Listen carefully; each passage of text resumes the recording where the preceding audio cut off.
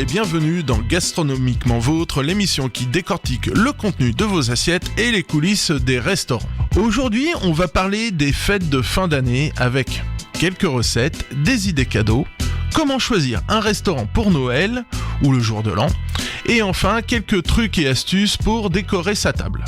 Donc nous voilà dans les préparatifs. Alors, il va falloir s'y résigner, certaines recettes sont abandonnées tout de suite. Je m'explique, si vous comptiez faire un magret séché, c'est trop tard, il fallait s'y prendre il y a 2 semaines. Tout comme pour certaines macérations ou fermentations.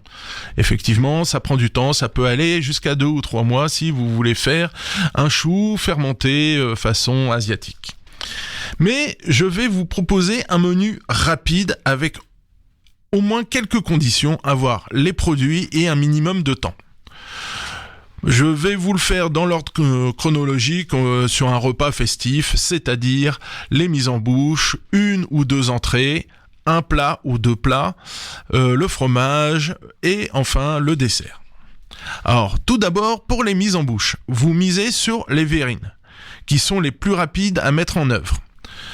Effectivement, et en plus, si vous n'avez pas de verrine, petite astuce, vous récupérez les petites tasses, tout ce qui traîne dans les placards, ça sera d'autant plus joli.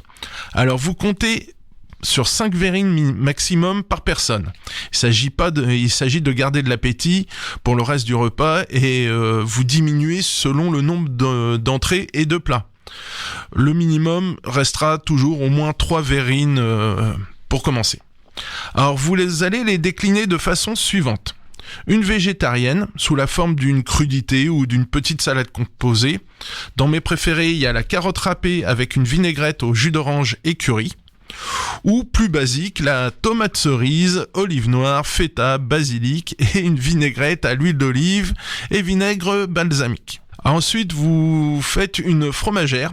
Alors, une crème fouettée avec un fromage frais aux herbes convient très bien, agrémenté d'un petit fruit sec, genre noisette, amande, ou bien un peu plus rustique, faites fondre du camembert dans de la crème, filtrée, versez dans les verrines et ajoutez un morceau de pomme fruit. Vous obtiendrez une crème donc camembert et avec le côté fruité, ça contraste, vous aurez un petit côté salé sucré.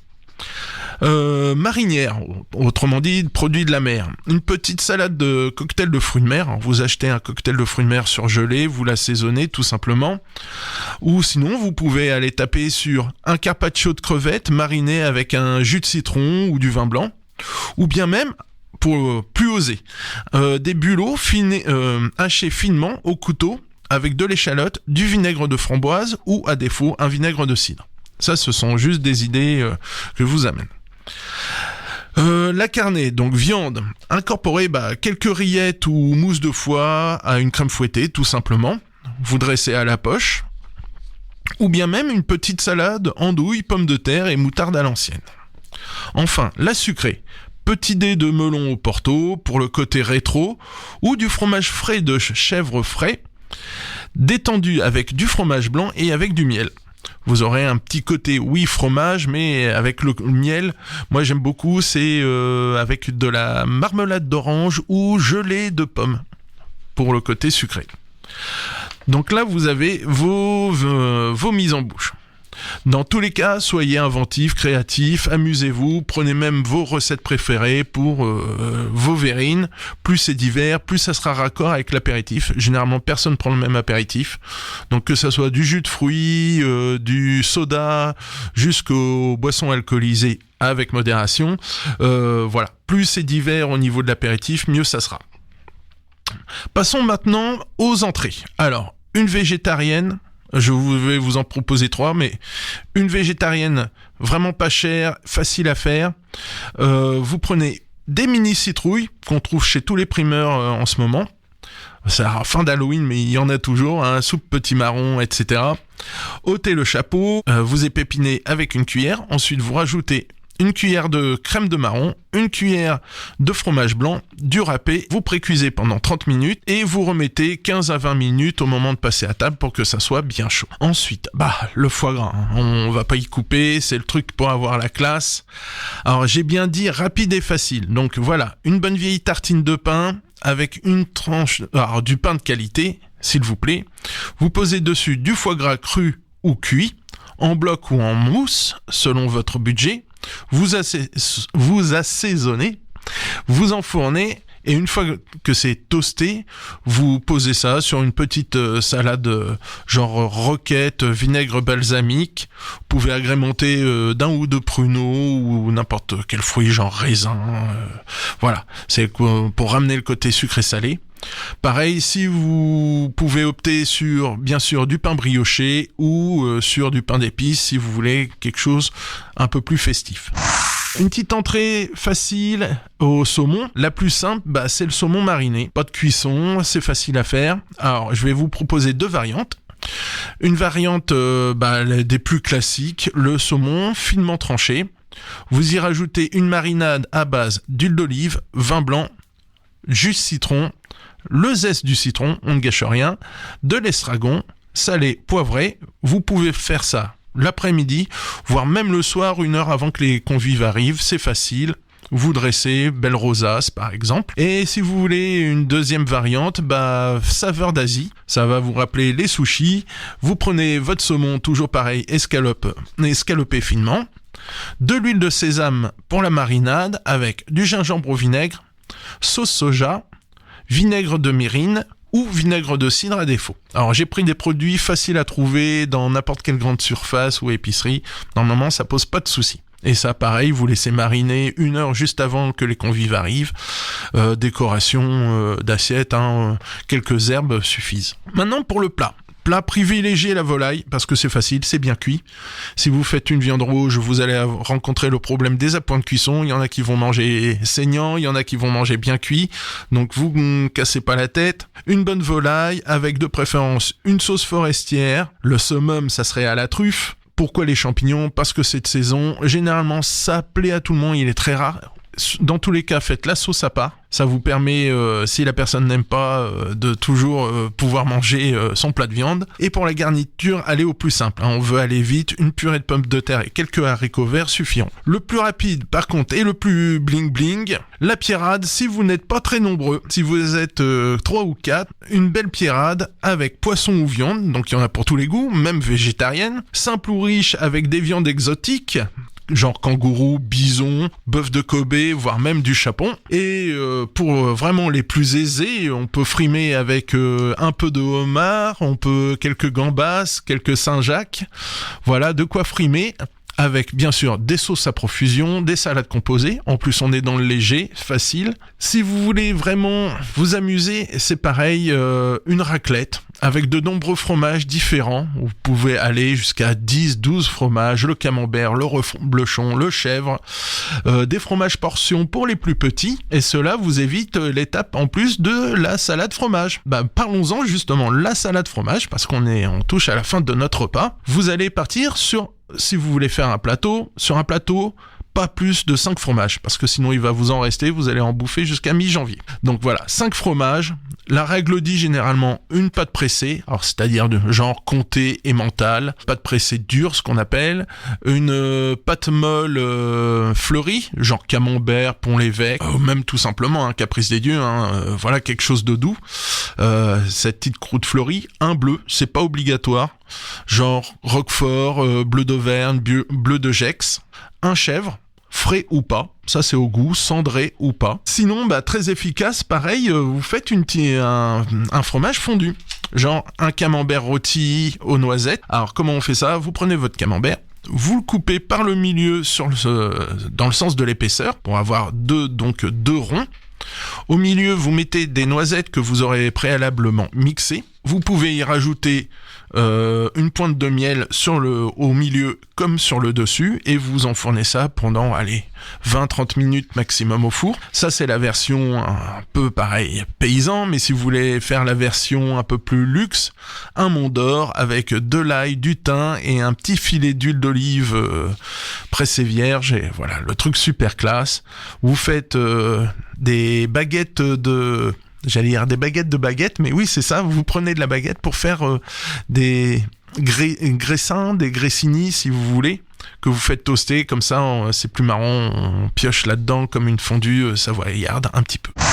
Pour le dessert, vous allez voir, pareil, facile. Alors, si vous maîtrisez et que vous voulez absolument le fait maison, la bûche roulée, c'est plus simple. Vous faites un biscuit, une confiture ou une ganache ou une pâte à tartiner, vous roulez, vous masquez avec la même garniture, c'est le plus simple. Si vous voulez vraiment un masquage très classe et très rapide, vous faites moitié blanc, moitié sucre.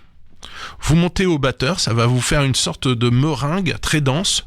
Vous badigeonnez vraiment à la sauvage, à la spatule, grossièrement, un coup de chalumeau, et là vous allez avoir un effet marbré sur votre bûche, même si elle était très très moche au départ. Ça c'est le truc super facile. Ça se conserve pas terrible, donc c'est vraiment pour le faire le jour même. Vraiment du rapide, du facile, vous sortez l'appareil à fondu, vous y mettez un mélange moitié chocolat, moitié crème liquide que vous aurez préalablement préchauffé 5 minutes au micro-ondes, ça va vous faire une ganache tout simplement.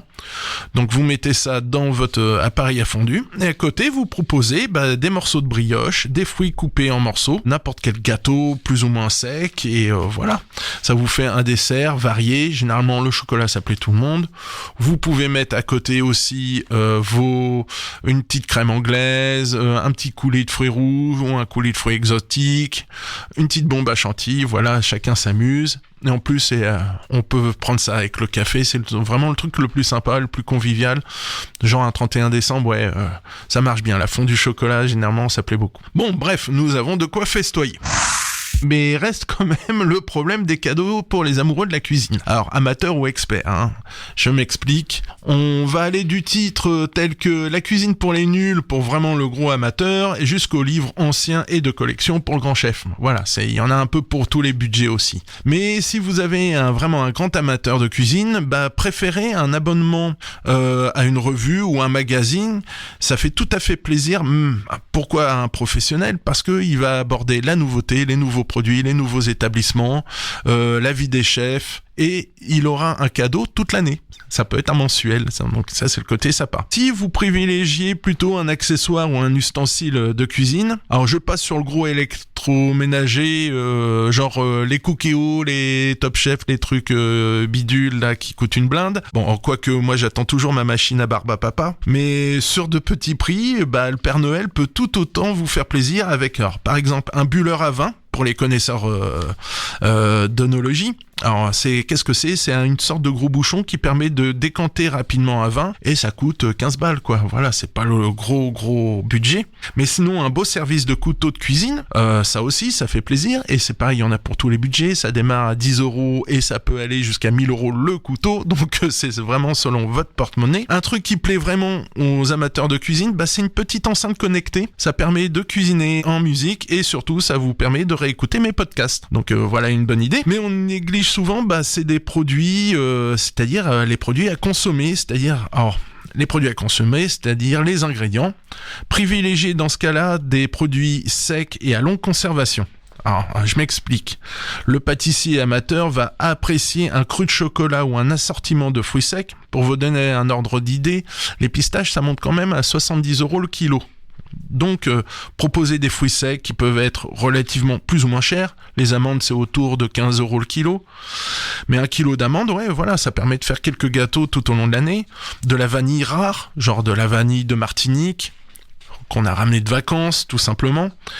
Ou si c'est un cuisinier, préférez les huiles rares. Alors, l'huile d'argan, l'huile de noisette, l'huile de pépins de raisin, voilà, c'est des huiles relativement chères. Les épices, les poivres, les piments. Alors tout ça vous trouverez dans les petites épiceries fines qui sont au Havre, même dans chaque grande ville vous trouverez toujours une petite épicerie et vous verrez que eux apprécieront ce cadeau parce qu'ils en connaissent la valeur. Nous avons des fois tout simplement pas le temps pour tous ces préparatifs et donc rien de tel que d'aller directement au restaurant. Mais comment le choisir ? Nous le verrons juste après Lose Control de Teddy Swims.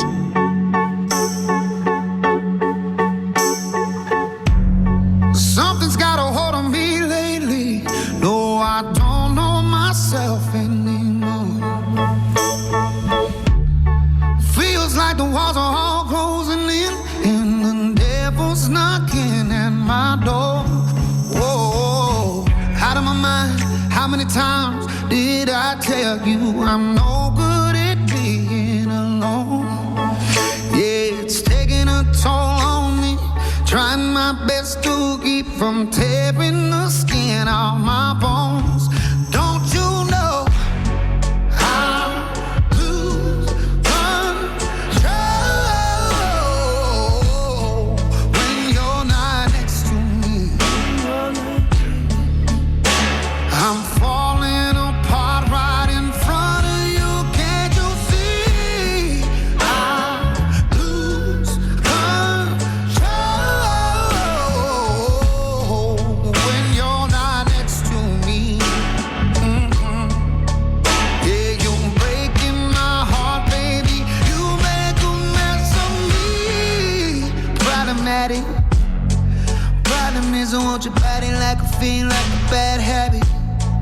Bad habits hard to break when I'm with you. Yeah, I know I could do it on my own, but I want that real full moon black magic, and it takes two. Problematic.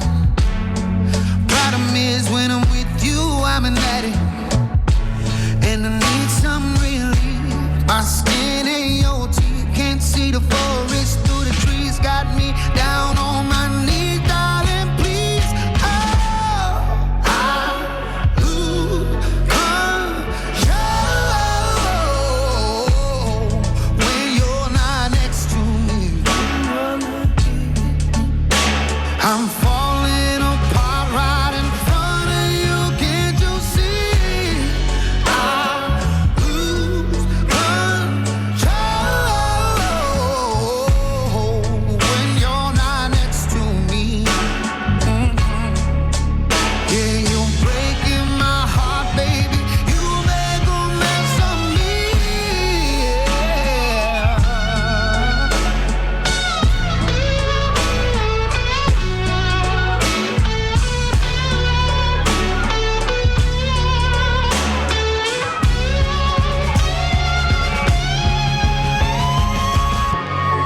I lose control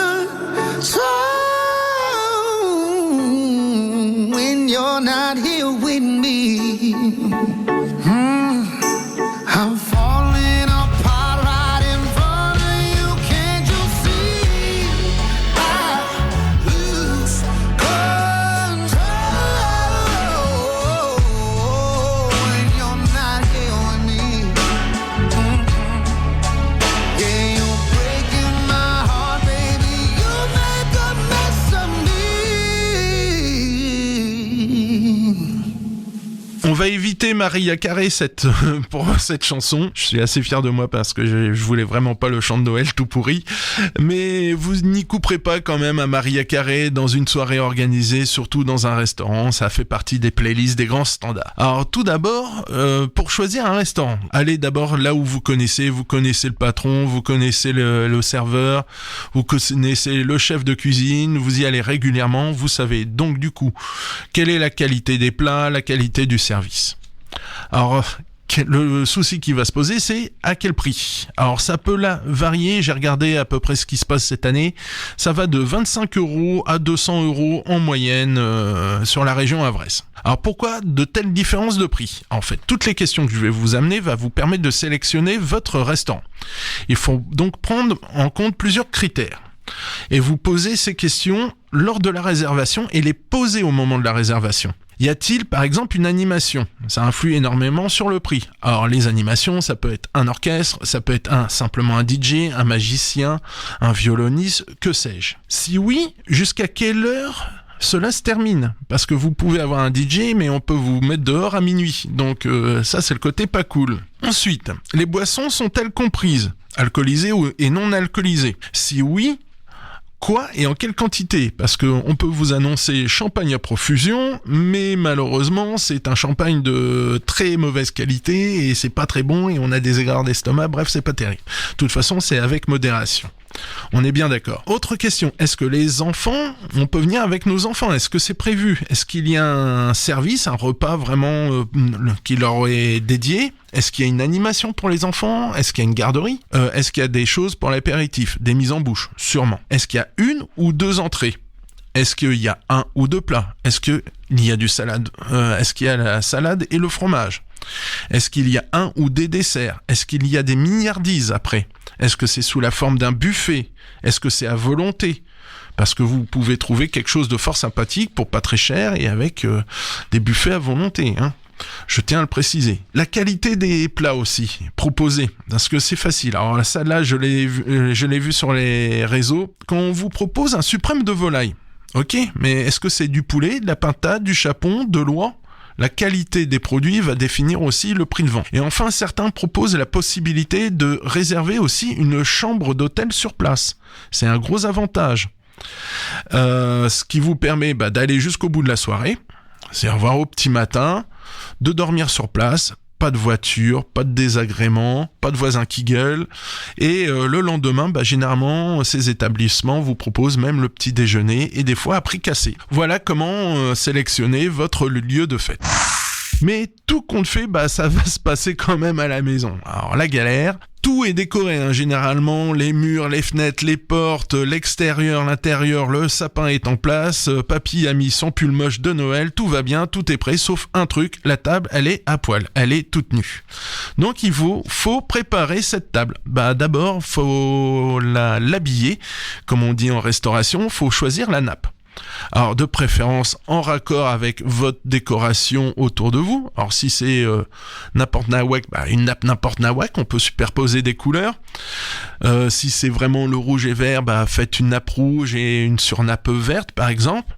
Si vous galérez, allez sur le blanc, hein. Sobriété, c'est indémodable, ça marche pour tout. Vous jouerez sur les couleurs des serviettes et ça suffira amplement. Sortez votre plus belle vaisselle. Hein, on y va, celle de l'arrière-grand-mère, les beaux verres, les beaux couteaux, voilà, c'est de temps en temps, hein, c'est pas tous les ans, c'est pas toute l'année, pardon, je voulais dire. Et si vous avez pas de belle vaisselle, jouez sur le Moore, hein, vous dépareillez, personne n'a la même assiette, personne n'a le même verre. Voilà, ça peut être tout autant rigolo. Mince, t'as pas de bol, toi t'es tombé sur le gobelet en plastique. Voilà, ça peut être rigolo. Misez aussi sur une mise en place qu'on appelle 10 banquets. Ça vous évite de remettre la table à chaque fois que vous allez débarrasser. C'est-à-dire, on pose tout sur la table, on met tous les couteaux qu'il y a besoin, toutes les fourchettes qu'il y a besoin, la petite cuillère pour le dessert, elle est déjà là. Le couteau et la fourchette pour le fromage aussi. Vous trouverez beaucoup d'exemples sur internet, c'est très facile. Vous tapez mise en place banquet, vous allez voir comment est dressée une table. C'est pas compliqué. On a toujours peur dans les grands restaurants quand on arrive sur ce genre de mise en place. On prend toujours ce qu'on vous sert en premier, c'est les couverts qui sont de l'extérieur, on va de l'extérieur à l'intérieur. Et on élimine jusqu'à temps, normalement, quand on a fini, il n'y reste plus que la tasse à café devant soi et il n'y a plus rien sur la table. Ça, c'est le côté facile, ça vous évitera des allers-retours. Aussi, si vous faites donc une petite déco sur votre table, je pense que alors pareil pour les verres, hein, c'est les couverts, mais pareil, vous pensez au verre à eau, au verre à vin rouge, au verre au vin blanc, voire un verre à soda s'il n'y a pas d'alcool sur la table, la flûte de champagne, le Dijon pour tonton, hein, il y en a toujours un, mais prévoyez des verres suffisamment. Généralement, il y en a toujours un qui se plante, hein, qui met le vin blanc dans le verre à eau.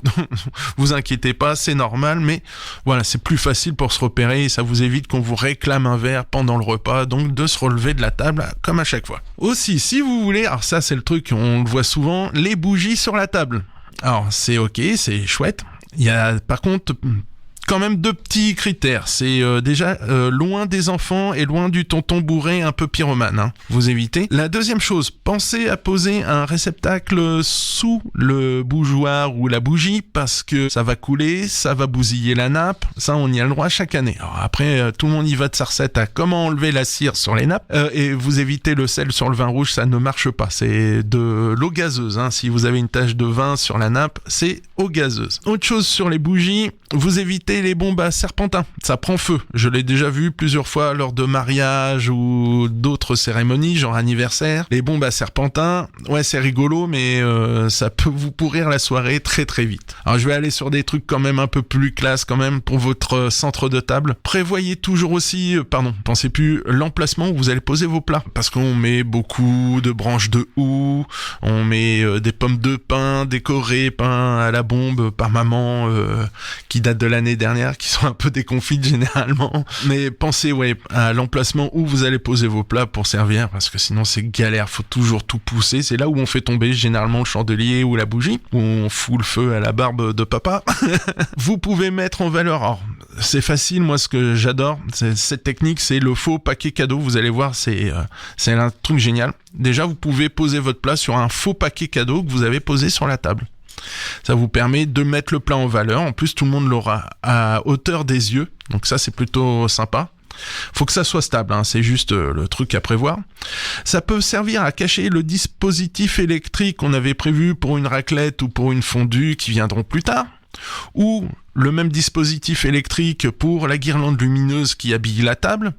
Et si vous voulez un truc encore un peu plus casse, les petites machines qui font de la fumée que vous trouvez dans des boutiques discount, genre La Foire Fouille, Jiffy, Stockomanie, vous trouverez des petites machines à fumer et ça c'est sympa, posé sur la table, ça fait un nuage de fumée sur la table, ça peut être très très joli aussi, ça fait ambiance Noël. Toujours, vous pouvez placer dans ce fameux faux cadeau de Noël, une petite enceinte connectée avec ambiance guirlande, cloche, clochette pendant tout le long du repas, un petit son en boucle comme ça qui fera une ambiance en dehors de la bande sonore que je pense que vous mettrez un peu plus loin. Alors là, on va monter dans le grand standing. J'avoue que là, ça me demande du travail, de l'installation, mais je l'ai fait et ça claque. Vous pouvez aussi poser un écran plat tourné vers le haut. Vous y mettez une clé USB avec des vues stellaires, genre constellation, etc. Un plexiglas pour protéger l'écran, parce que du coup, vous pouvez poser des plats et des choses sur l'écran directement. Pour habiller autour, une petite guirlande de Noël ou une petite des branches de sapin autour. Et vous avez un chemin de table magnifique, interactif, qui bouge pendant toute la soirée. Plus judicieux encore, alors ça claque, mais bon, ça dure pas longtemps parce qu'après tout le monde s'en fout, mais c'est très joli sur le moment quand les convives arrivent, c'est vous planquer un vidéoprojecteur dans un faux paquet cadeau, encore une fois, tourné vers le haut, à la verticale, et vous projetez pareil des constellations et vous mangez sous un ciel étoilé façon Harry Potter. Donc ça j'ai testé, c'est très joli aussi. Le vidéoprojecteur pareil peut être tourné vers le sapin de Noël si vous voulez vraiment faire des effets, ou à travers en direction d'une baie vitrée, vous avez un effet fantôme qui peut être fort sympathique pour accueillir vos convives. Mais dans tous les cas, si vous le pouvez, privilégiez l'espace. Et sinon, restez serrés pour vous réchauffer le cœur avec vos amis et votre famille. Faites comme vous l'entendez, ce ne sont que des conseils. Le plus important, passez de bonnes fêtes, gardez une chaise pour celui qui est seul, et c'est tout pour cette année. Joyeux Noël et bonne Saint-Sylvestre, rendez-vous en janvier sur Westrack Radio, et comme disait Joël Robuchon... Et bon appétit bien sûr.